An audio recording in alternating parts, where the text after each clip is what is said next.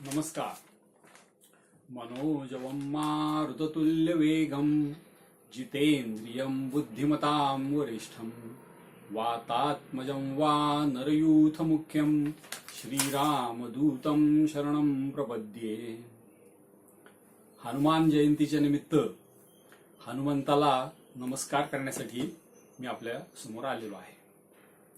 आपल्या सगळ्यांनाच गोष्ट आवडते, म्हणून गोष्टीपासूनच सुरुवात करतोय.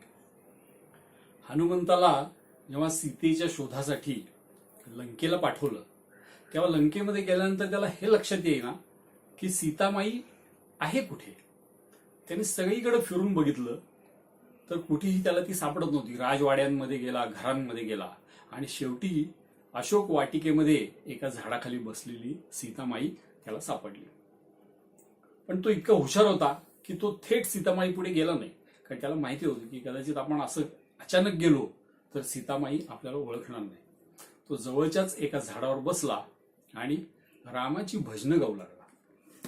सीतेला लक्षात आलं की कोणीतरी रामाचा भक्त इकडे आलेला आहे, आणि मग हळूच त्यांनी त्या आपल्या जवळ असलेली जी रामाची अंगठी, जी रामानं एक खूण म्हणून दिली होती, ती सीतामाई पुढे टाकली आणि मग तो तिच्यासमोर गेला.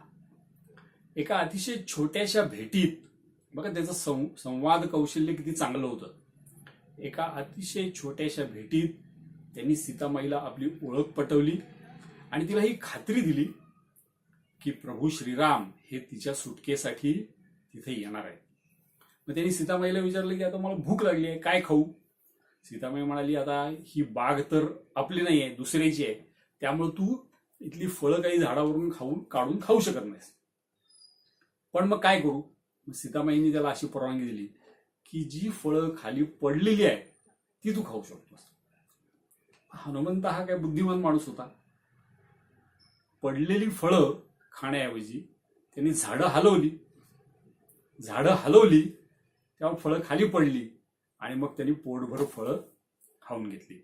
खरं तर इथं त्याचं काम संपलेलं होतं. त्याच्यावर सोपवलेलं जे काम होतं ते संपलेलं होतं, परंतु तो तिथंच थांबला नाही.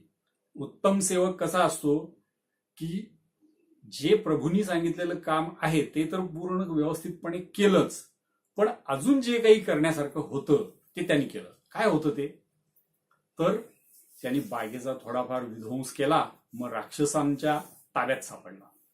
राक्षसांनी त्याला रावणाच्या दरबारात नेलं. तिथं त्याच्या शेपटीला भरपूर कापडं गुंडाळली, तेल टाकलं आणि शेपूट पेटवून दिली. हनुमंतांनी ह्या संधीचा फायदा घेतला आणि लंकेतल्या घराघरांवर उड्या मारून सगळी घरं, राजवाडे पेटवले. आणि लंकेहून परत येण्यापूर्वी लंकेतल्या सर्व सैनिकांमध्ये, मंत्र्यांमध्ये रामाची ताकद काय आहे ह्याच्याबद्दलची एक भीती त्यांनी उत्पन्न केली.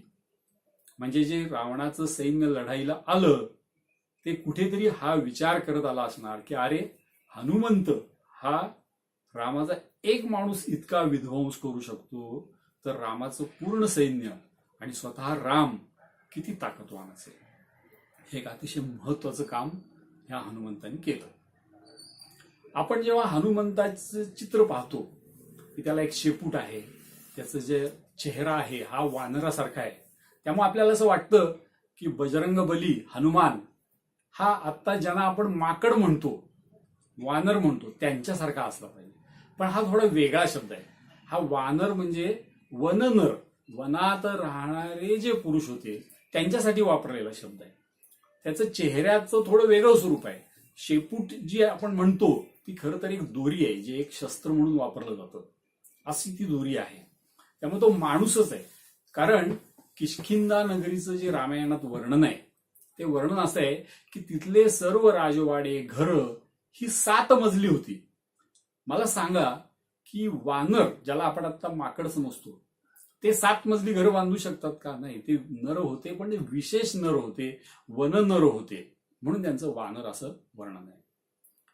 बजरंग बली हा आदर्श भक्त आहे. ते काही काल्पनिक पात्र नाही आहे.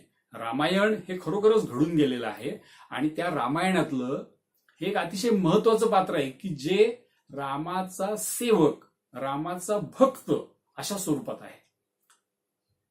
हनुमान हा चिरंजीव आहे. कशा अर्थाने? तर तो आजही या भारतामध्ये माणसांच्या हृदयामध्ये बसलेला आहे. त्याचा अंश तुमच्या आणि आमच्यामध्ये देखील आहे. अशा अर्थाने हनुमान हा चिरंजीव आहे. जे काम हनुमंतांनी केलं ते आज आपणही करू शकतो. म्हणून मग आपण हनुमंत कसा भक्त होता हे पाहिलं पाहिजे. त्यातली जी पहिली गोष्ट आहे महत्वाची ती म्हणजे हनुमान हा शक्ती संपन्न होता. त्यांनी शक्तीची उपासना केलेली होती. भरपूर व्यायाम करून असेल, अन्य मार्गाने त्यांनी स्वतःचं शरीर अतिशय सुदृढ केलेलं होतं आणि बलसंपन्न केलेलं होतं. त्याचबरोबर तो ज्ञान संपन्न होता. तो वेदांचा आणि शास्त्रांचा ज्ञाता होता. स्वतः रामाने हे म्हटलेलं आहे की तू वेदांचा आणि शास्त्राचा ज्ञाता आहेस. पण तो धूर्त देखील होता. भक्त म्हणजे बावट असला पाहिजे असं नाहीये. भक्त हा जगातल्या कुठल्याही संकटाला तोंड देता येईल इतका धूर्त असला पाहिजे. आणि तो शस्त्रधारी होता. आज भक्तांची आपली कल्पना अशी आहे की कुठल्याही भक्ताकडे शस्त्र नसतं. राम नाम हेच माझं शस्त्र असं भक्त म्हणतो.